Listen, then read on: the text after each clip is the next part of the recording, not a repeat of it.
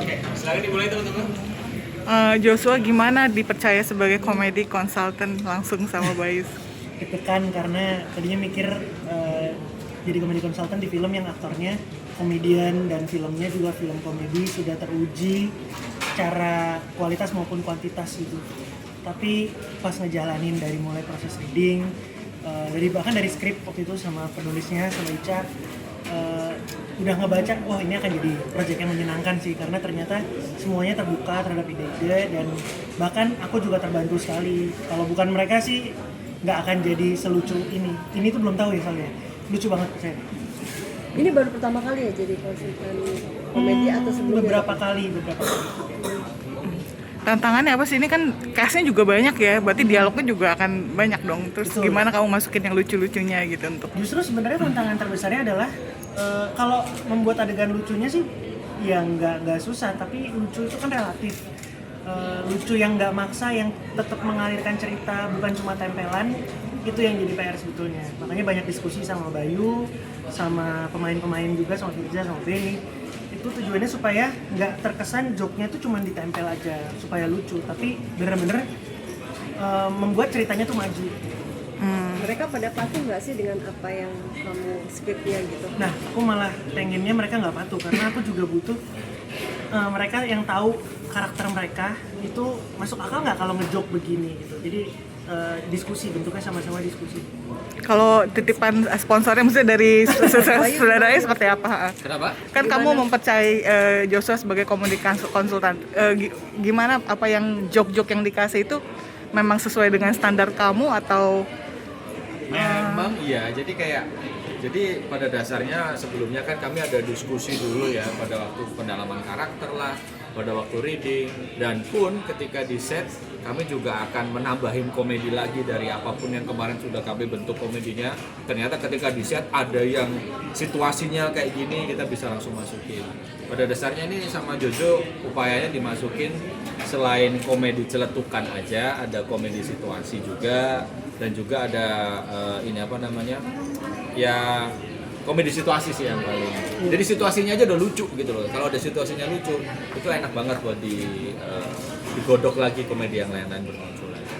Nah ini sebagai stand up komedian gimana dengan masuknya Joshua sebagai Happy banget. Tadi saya udah bilang dia ngasih komedi yang berbeda, jadi enak banget.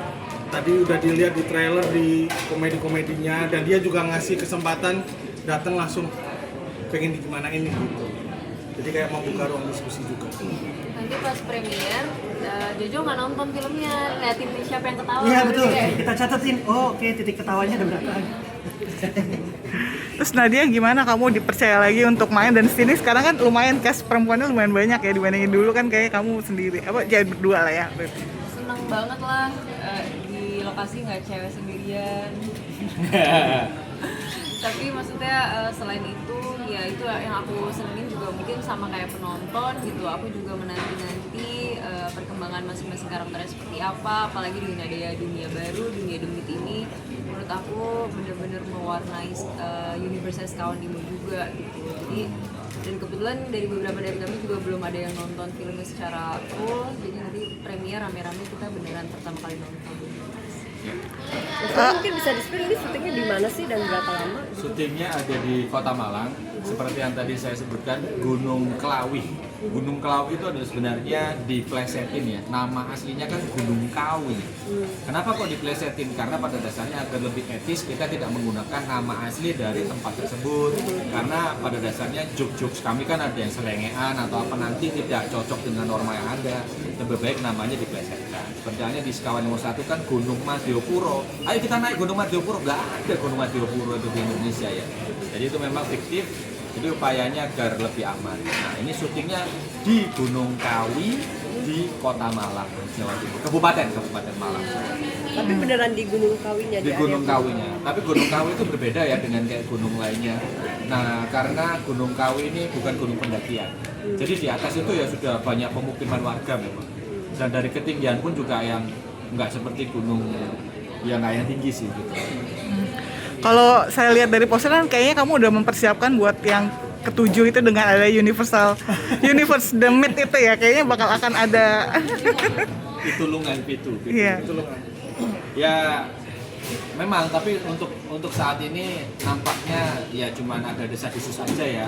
Karena pada dasarnya kalau dari universe-nya Sekawan Limo ini kan kami dari Kak Studios kan datang ke Pak Paras untuk ayo Pak kita kolaborasi yuk gitu kan.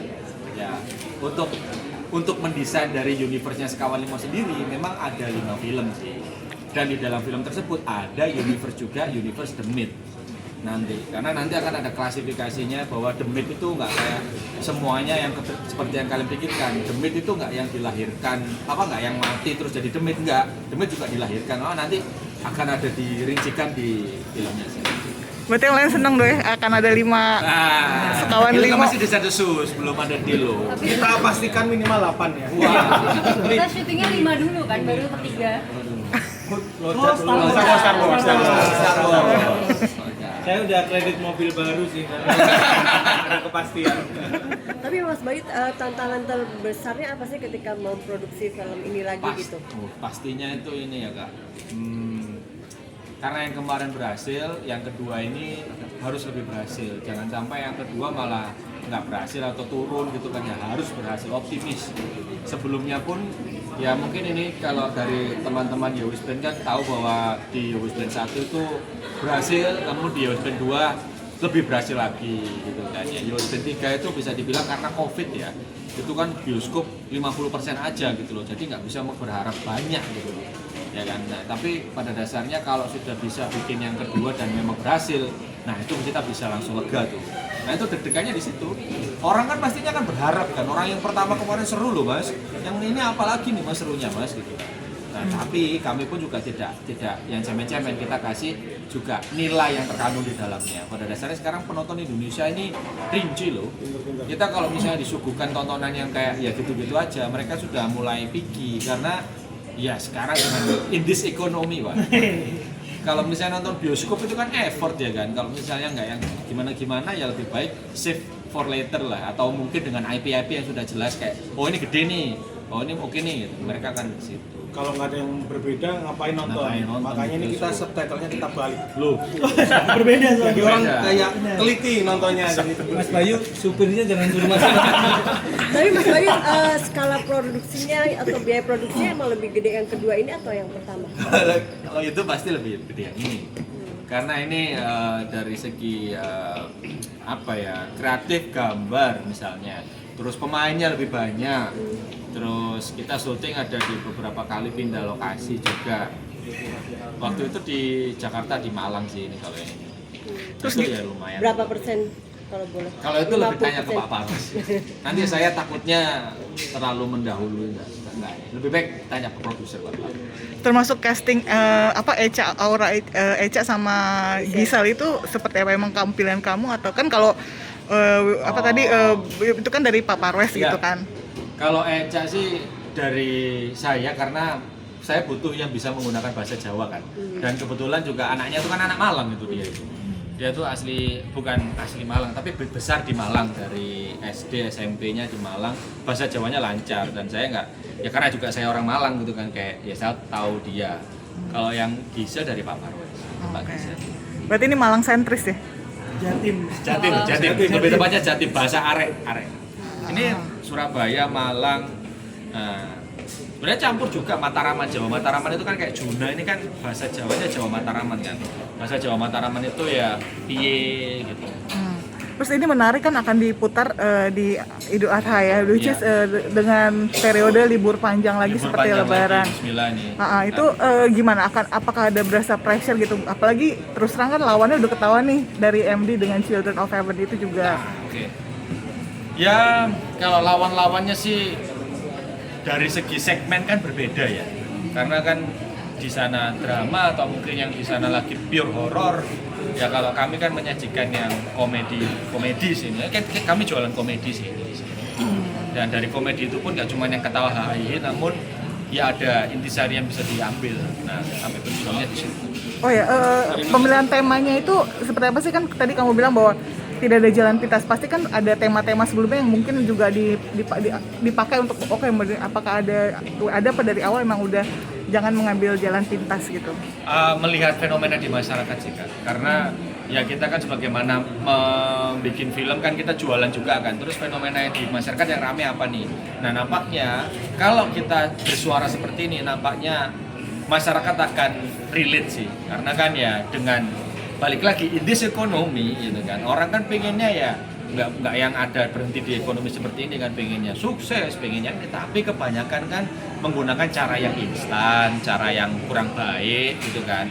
Nah oleh karena itu patutlah kita bersyukur dan segala macamnya. Dari film ini mengajari kita seperti itu sih. Buat apa sih kamu sengebet itu tapi ujung-ujungnya nanti chaos gitu kan, karena jalan pintas kebanyakan itu chaos. Seperti itu. Oke. Terima kasih.